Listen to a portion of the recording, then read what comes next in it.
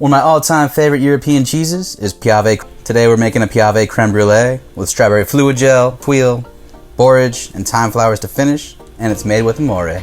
As a chef, I tend to seek out PDO.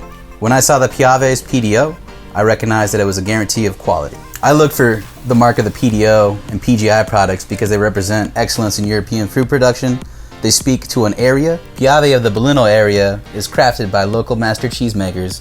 It is still used today to produce in the traditional manner.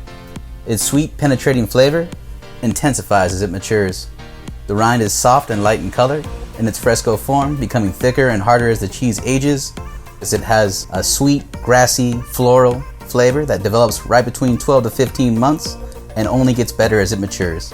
Today we paired our Piave into a savory creme brulee with nice floral sweet notes from our strawberry fluid gel.